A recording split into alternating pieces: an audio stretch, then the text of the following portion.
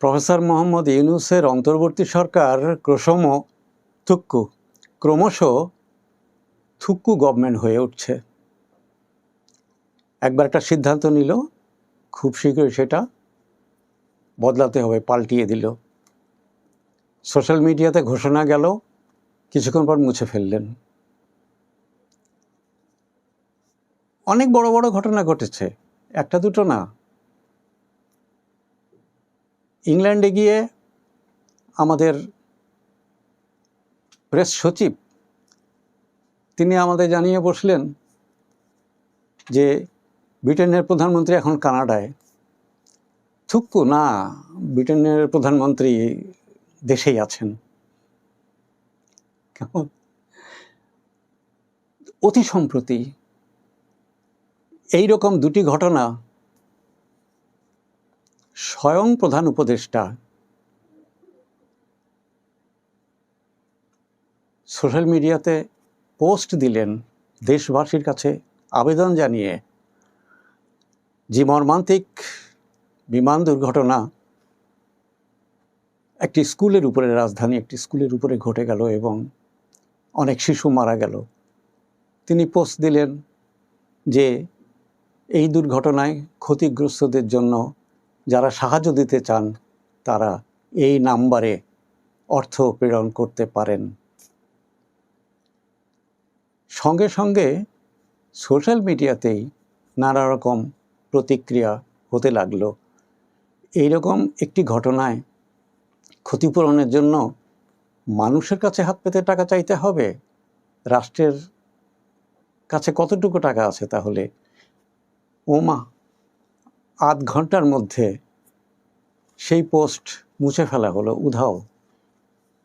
সরকারের পক্ষ থেকে এ বিষয়ে কোনো ব্যাখ্যা নেই, কিছু নেই। কিন্তু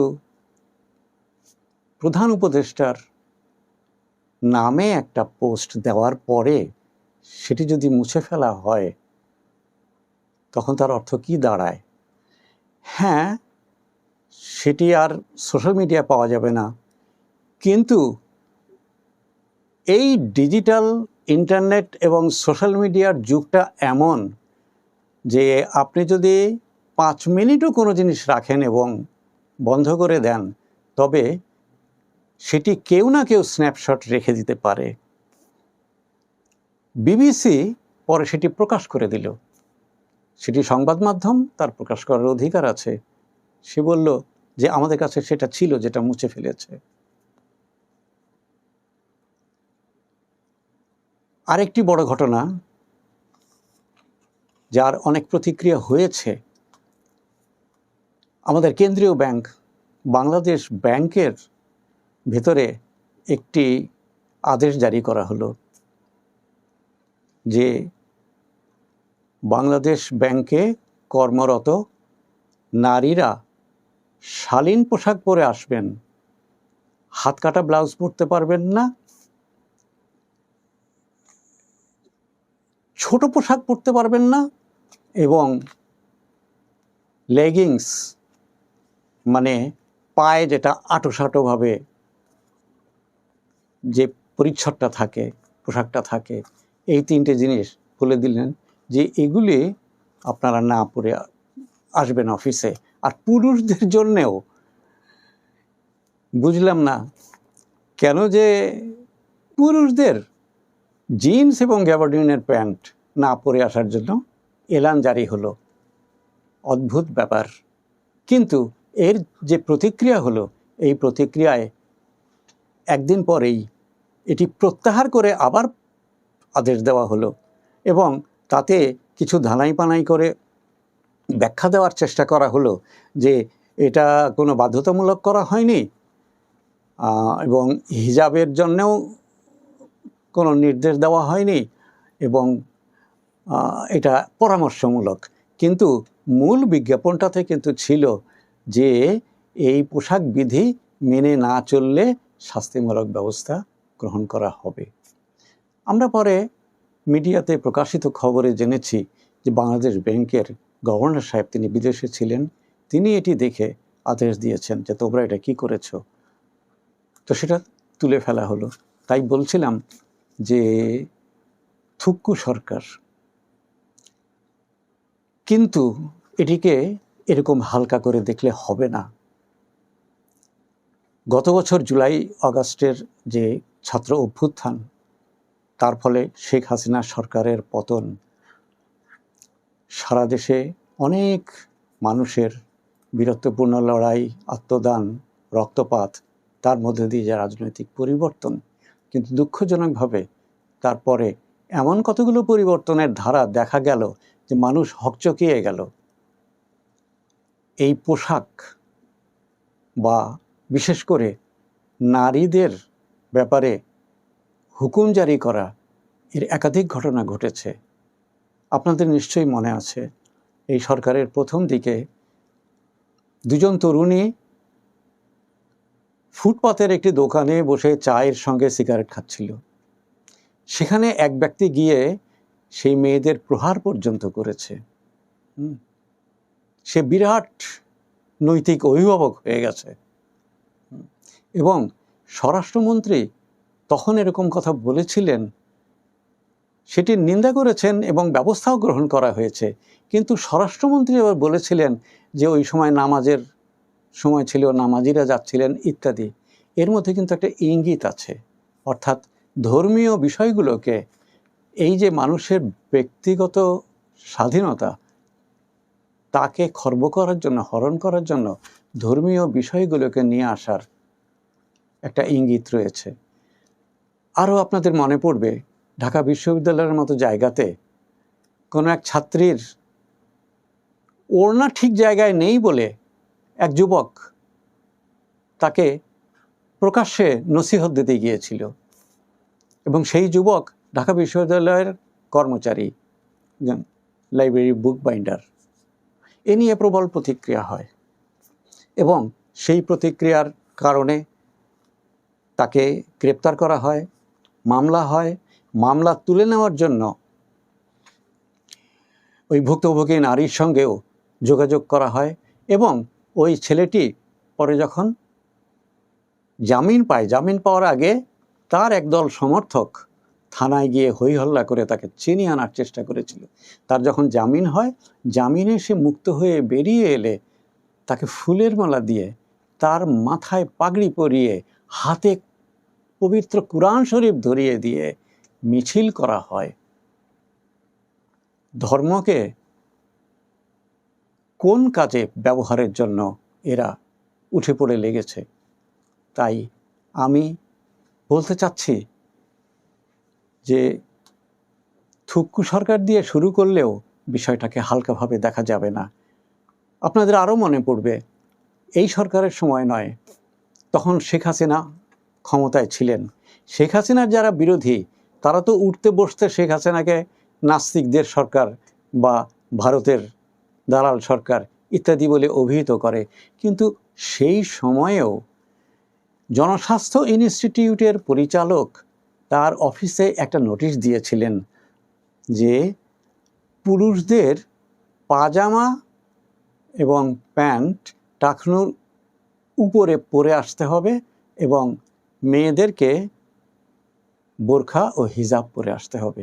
সেটি নিয়েও প্রবল প্রতিক্রিয়া হয় এবং স্বাস্থ্য সচিব তখন ওই ভদ্রলোককে শোকজ করেছিলেন এবং সেই ভদ্রলোক এই আদেশ প্রত্যাহার করে প্রকাশ্যে ক্ষমা চেয়েছিলেন যে আমার ভুল হয়ে গেছে এবং এই ধরনের আদেশ জারি করা সঙ্গত হয়নি এবং ভবিষ্যতে আর কখনো এই ধরনের আদেশ জারি করা হবে না, এই কথা।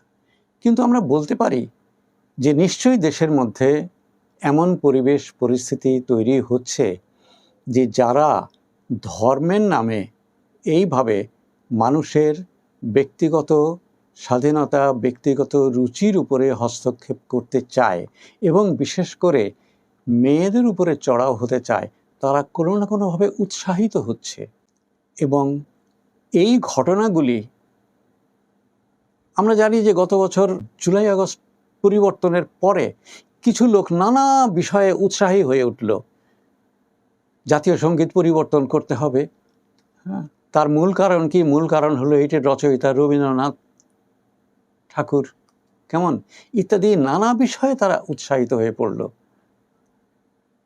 যে থুক্কুর কথা বলছিলাম,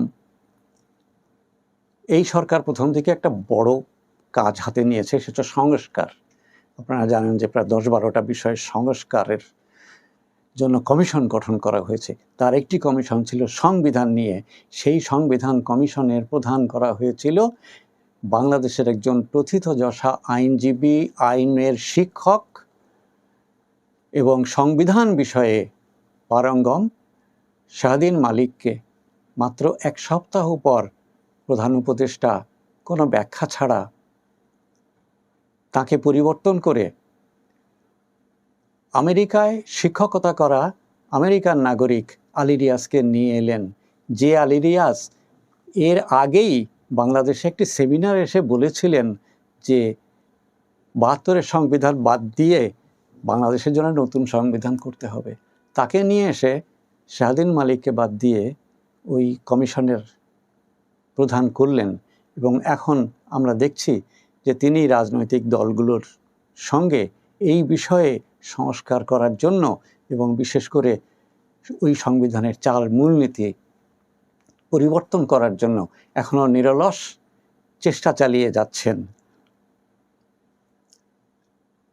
তারপর যে পরিস্থিতির কথা আমি বর্ণনা করেছি, যে কিছু মানুষ, এরা কি দেশটাকে আফগানিস্তান বানাতে চায় বা ইরান বানাতে চায়? আপনারা জানেন 2022 সালে ইরানে মাহসি আমিন নামে একটি মেয়ের মাথার হিজাব সরে গিয়ে চুল বেরিয়ে পড়েছিল। ওদের দেশে নৈতিক পুলিশ আছে, তারা ওই মেয়েটিকে ধরে। মেয়েটি কাস্টডিতে থাকা অবস্থায় মারা যায়। এর ফলে প্রবল প্রতিক্রিয়া হয়। শত শত কিশোরী তরুণী তারা এর প্রতিবাদ জানায় এবং আন্দোলন করে, মিছিল করে। এবং এই ইরানের সরকার প্রায় 150 মানুষকে রাস্তায় গুলি করে মেরেছে। এই জন্য আফগানিস্তানে এক সময় বাদশাহ আমানুল্লাহ দেশটাকে আধুনিক করার জন্য শিক্ষা ব্যবস্থা চালু করেছিলেন। সেই সময়কার ছবি আমরা এখনও দেখি, যে স্কুল কলেজে মেয়েরা স্কার্ট পরে যাচ্ছে শিক্ষা প্রতিষ্ঠানে। ইরানে এক সময় অত্যন্ত আধুনিক সভ্যতা এবং চালচলন ছিল। তারা অবশ্যই মুসলিম, কিন্তু একসময় পারস্য সভ্যতা গোটা বিশ্বে আলো ছড়িয়েছিল। আজকের ইরান যে ধর্মীয় শাসনের মধ্যে এনে ফেলেছে, তার কিছুই অবশিষ্ট নাই। হ্যাঁ, অনেক কিছু আধুনিক উন্নতি হতে পারে। তারা পারমাণবিক বোমা বানানোর চেষ্টা করছেন, তাই নিয়ে ইসরায়েল আর আমেরিকার সঙ্গে তাদের দ্বন্দ্ব সংঘাত হচ্ছে। সেই দ্বন্দ্বে আমরা ইরানের সার্বভৌমত্বের পক্ষেও থাকতে পারি, কিন্তু ইরানের যে সমাজ, আফগানিস্তানের যে সমাজ, সেটি আমাদের কখনোই কাম্য হতে পারে না। তাই এদেশে যারা আফগানিস্তান বানাতে চায়, তারা কি সেই শেখ হাসিনার শাসনামলেও, আমি একটা উদাহরণ দিলাম, আবার এই সময়ও ঘটল, তারা কি বিভিন্ন জায়গায় একটু টোকা দিয়ে দেখছে যে এটা করা যায় কি না, এবং মানুষের প্রতিক্রিয়া হলে তখন আবার পিছিয়ে যাচ্ছে, কিন্তু তারা থামছে না, আবার অন্য জায়গায় আরেকটা ঘটনা ঘটাচ্ছে। তাই এ বিষয়ে সমস্ত দেশবাসীকে সতর্ক থাকতে হবে। এদেশের মানুষ ধর্মপ্রাণ, ধর্মভীরু, কিন্তু ধর্মকে রাজনৈতিকভাবে ব্যবহার করে আমাদের সমাজকে পেছনের দিকে টেনে নিয়ে যাওয়াকে এদেশের মানুষ গ্রহণ করবে না। আমাদের যে সংবিধান, তার মূল কথা হচ্ছে যে ধর্মনিরপেক্ষতার কথা, তার ব্যাখ্যাটাই হচ্ছে এরকম যে সকল মানুষের ধর্মীয় স্বাধীনতা থাকবে। এটা ধর্মের বিরুদ্ধে নয়, সকল মানুষের ধর্মীয় স্বাধীনতা থাকবে, কিন্তু ধর্মকে রাজনৈতিকভাবে অপব্যবহার করা যাবে না। কাজেই আমাদের দেশকে ভবিষ্যতে আফগানিস্তান বানাতে যারা উৎসাহী, তাদের ব্যাপারে সতর্ক থাকতে হবে।